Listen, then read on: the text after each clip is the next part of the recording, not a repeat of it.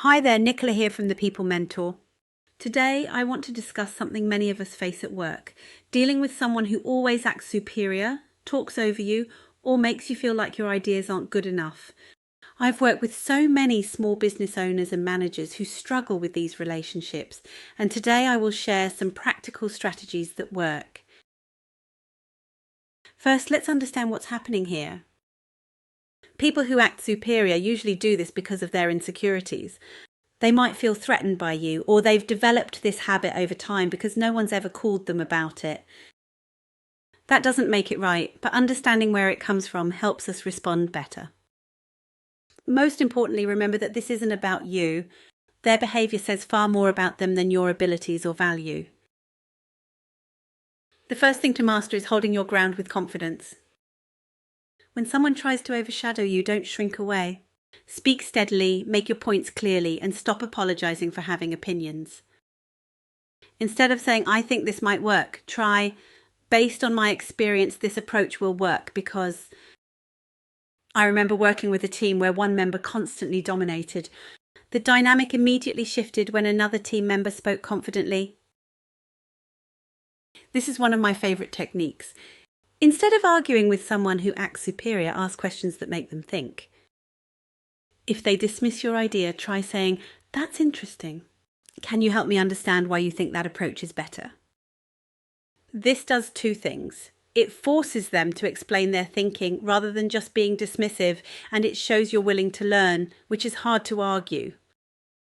Other good questions include, how does that approach align with our main goal? What would success look like with your method? What risks should we consider with either approach?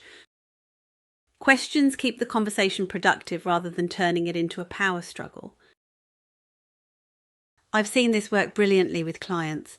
Facts are your best friend when dealing with someone who acts superior. Before essential meetings, prepare with solid information, statistics, or examples that support your position. When someone tries to dismiss you, you can say, looking at our customer feedback from last quarter, we can see that approach X resulted in a 20% improvement in satisfaction scores. It's hard to argue with concrete evidence, and it positions you as thorough and professional. Let me share a quick real story from one of my clients. Jane managed a small team when a new senior colleague joined who constantly undermined her in meetings. In one particular meeting, he interrupted her presentation to say, "That's not how we did it at my previous company," and proceeded to take over. Instead of getting defensive, Jane used the strategies we've discussed. She thanked him for his input, then said, "I'd like to finish presenting the data I've gathered specifically for our situation. Then I'd love to hear more about your previous experiences."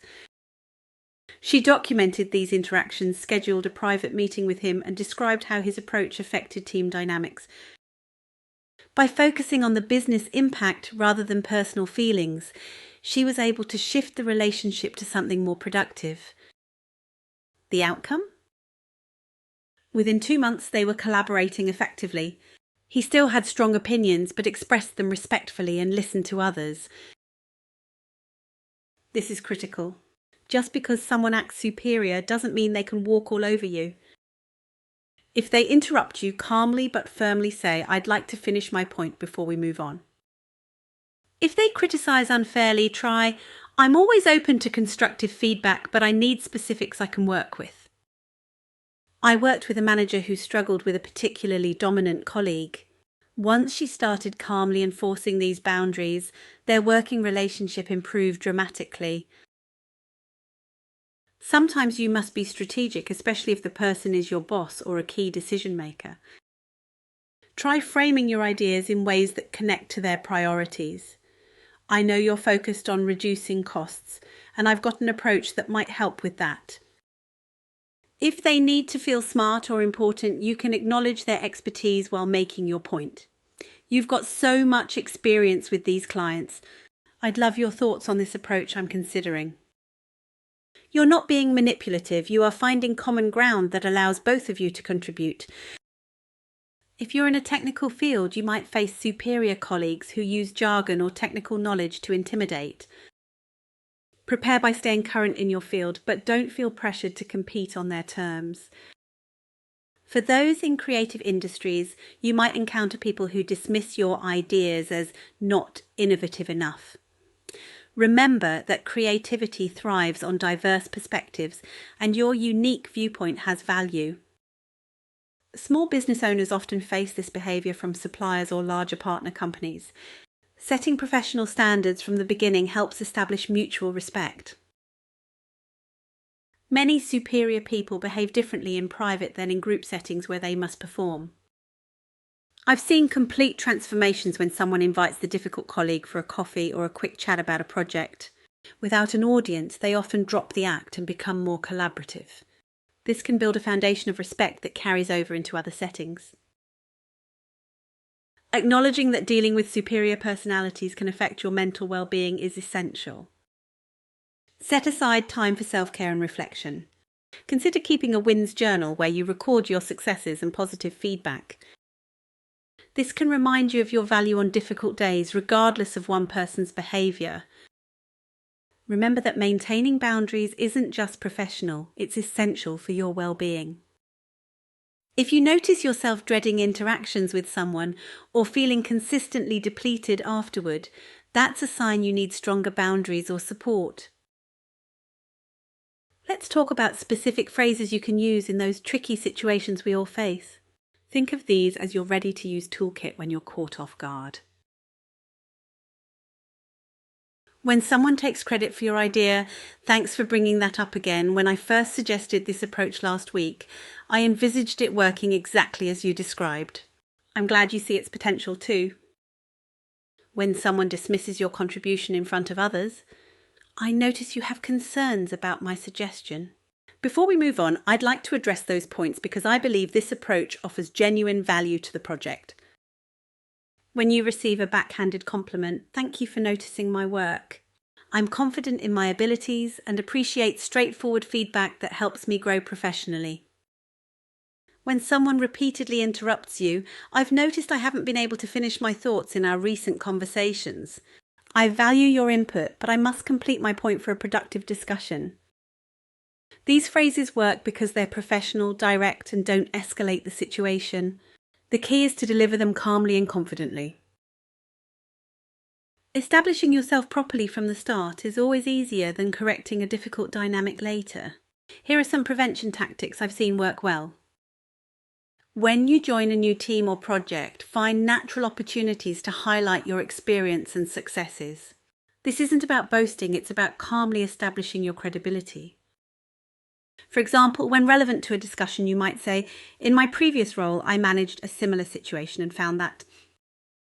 Document your contributions consistently. Send follow-up emails after meetings summarizing agreed actions, or share progress updates highlighting your input. This creates a paper trail of your value. Build relationships broadly within your organization. The people who know your work and respect your contributions become your informal advocates in situations where someone tries to diminish your input. I worked with a client who regularly shared helpful articles or insights with colleagues. This subtle approach made her knowledgeable and helpful before any complex dynamics could develop. Superior behaviour shows up differently in remote environments and is worth addressing specifically. In video meetings, superior colleagues might monopolise the conversation, speak over others, or visibly multitask when you're talking. Use the chat function strategically. Post key points and say them, making them harder to ignore or dismiss. Some people adopt a particularly condescending tone in emails and messages. Keep your written communications clear, evidence-based, and professional. If someone consistently undermines you in writing, consider picking up the phone occasionally. The personal connection often reduces this behaviour. It's also helpful to schedule regular one-on-one catch-ups with key colleagues when working remotely. These personal connections make it harder to maintain a superior attitude consistently. I supported a team during their transition to remote work, during which one member became increasingly dismissive of digital communications. The situation improved dramatically when the team introduced a simple rule: cameras on for essential discussions, bringing back the missing human element. It's important to know when typical superior behaviour turns into something more serious. Watch for these warning signs. The behaviour is increasing in frequency or intensity. Others start to mimic the behaviour toward you. You find yourself changing your work habits to avoid the person. You're losing sleep or feeling anxious about interactions. The behaviour extends beyond professional disagreement to personal attacks. If you notice these patterns, it's time to consider more formal steps. Document specific incidents with dates and details. Identify the impact on your work and the business. One of my clients noticed a pattern where a colleague would undermine her in front of clients, which began affecting business relationships. This clear business impact made it appropriate to involve senior management in addressing the situation. While we focus on how to handle others who act superior, it's worth taking a moment for honest reflection. Sometimes we might display similar behaviours without realising it.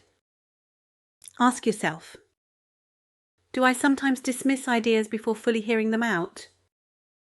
Do I interrupt colleagues in meetings? Do I need to appear as the expert in most situations? Do others seem hesitant to share ideas with me? If you answered yes to any of these, don't be hard on yourself. Awareness is the first step to improvement.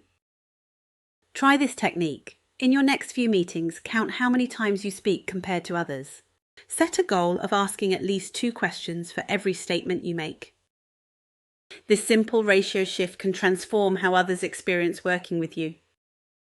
I worked with a senior leader who was shocked to discover that her team found her intimidating.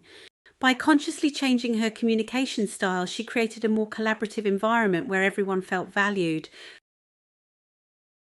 Beyond these immediate tactics, consider how you might strengthen your professional position over time. Finding a mentor who navigates difficult personalities successfully can provide invaluable guidance. Watch how they handle challenging situations and ask for their advice on specific scenarios you're facing.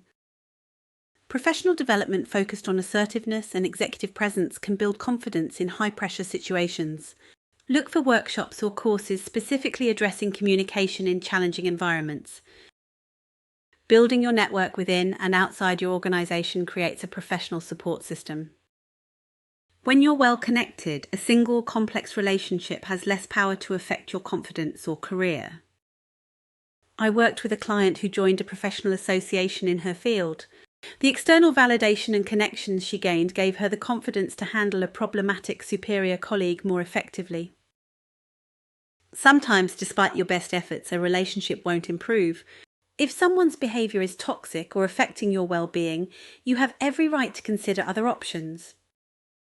This might mean speaking to HR, limiting interactions with that person, or sometimes looking for opportunities elsewhere.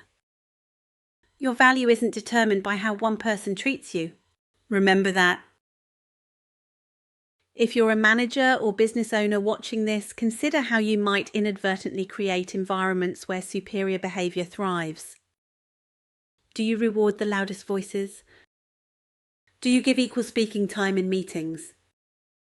Creating team cultures where everyone's contribution is valued isn't just nice. It drives better business outcomes through diversity of thought and higher engagement. Before I wrap up, here are a few final thoughts that might help. Document essential conversations if the behaviour is ongoing. Find allies who can support your contributions in meetings. Build your confidence through continuous learning and development. Remember that their behaviour reflects on them, not you. Most importantly, these challenging relationships are opportunities to build communication skills and emotional intelligence. These skills will serve you throughout your career. I hope you found these strategies helpful. Dealing with difficult personalities is something we all face, and having a toolbox of approaches makes a real difference. If you'd like more support with workplace relationships or developing your leadership skills, please get in touch.